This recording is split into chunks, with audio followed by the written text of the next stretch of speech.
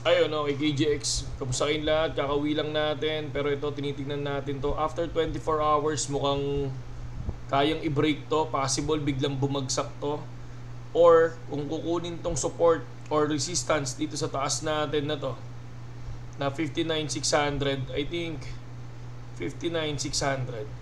So, maglagay tayo dito ng 59,600. 59,600.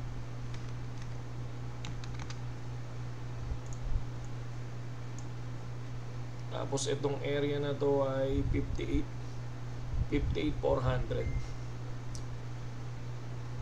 So, checking tayo. 58,400. 58,400. So, eto do your own research, take your own risk, mga lodi, no? So, tinitingnan ko lang kung saan ako papasok dahil nakikita ko parang lilipad dahil nga tinitingnan natin yung Forex Factory, no? Kung titingnan natin anong meron sa Forex Factory, no? Ayan, 8:30 PM tomorrow, August 14, 8:30 PM. Ayan, no? US, no? US market news, core CPI, CPI report, inflation report, mga lodi, ang mangyayari bukas. Kung 8:10 ngayon, 24 hours, may big movement yan, mga lodi. Or bago mag 24 hours, may big movement yan.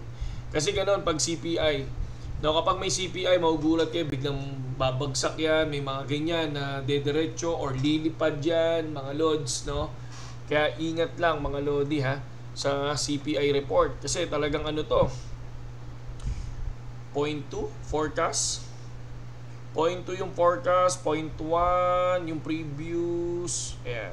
So dito nyo makikita yan. Tapos tingnan natin kung ano yung lalabas dito sa actual bukas.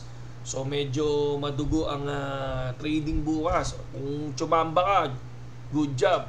Pero ako, lagi kong ano yan, lagi ako nakatingin sa support and resistance. At least kahit papano, hindi tayo pwedeng masunog. So kayo din, matuto kayong gumawa, mga lodi. Maghanap kayo sa 1 hour time frame, sa 4 hours time frame, mag-check kayo. Tapos tingnan nyo kung saan kayo pwedeng pumasok. Pero ako naman, kung tatanungin ako sa 4 hours time frame, ito yan, isa, sa resistance natin, 70,000. Pangalawa, itong area na to, si 66,400. Pangatlo, itong area na to, si 60,000. Yan. Tapos support naman natin dito sa ilalim, syempre, itong area na to, si 51. Tapos syempre, si 54.9 or 55. Tapos itong area na to, na si 58,157. So, yan yun. Yan yung mga ano natin. And then dito, sa taas, EC 58.4. Yan. So, ayan yung mga support natin, mga lodi. So, ingat lang ha, laging magtingin sa Forex Factory. Baka mamaya yung mga bago, hindi alam yan. At magulat sila, no, na bigla silang nasunog. Alam nyo ang lipad ng lipad ng inflation. Talagang dumudulo yan, mga lodi, no? Tapos, nag-i-skyrocket yan, di ba? So, ganun yun. So, lahat tayo, tinitingnan dapat natin yan. Tapos, ano pa ba yung tinitingnan natin? Eto, ayan. Unemployment claims. Kailan to? August 15 naman. So, August 15, may unemployment claims naman. US market news din yan, di ba?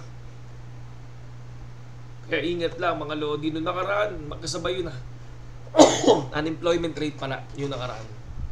So, ayan, di ba? Ano pa ba? Wala na ako nakikita kundi yan, yung dalawang yan. So 14 and 15 medyo gagalawang market, no? Kaya sabi nila 48 hours gagalaw. Syempre 24 hours din gagalaw, inflation yan eh. 'Di ba? Yan yung mga tinitingnan natin, mga idol. Okay?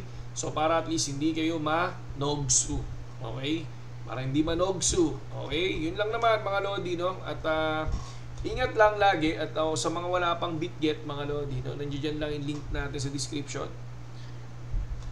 Pasok lang kayo, mga lods, and kung gusto niyo yung mga trading natin is yun, do your own research lang, take your own risk. Natutuwa ako dun sa iba na sinabi nila idol na daw nila yung sarili nila kasi natuto na daw sila mag-trading. Ayun, at least yun, natuto sa sarili nila, mga lodi. Okay? Saludo sa lahat, KGX, magandang gabi sa inyong lahat. Ito pa pala, may core retail to. Kailan to? August 15 din. Okay, saludo.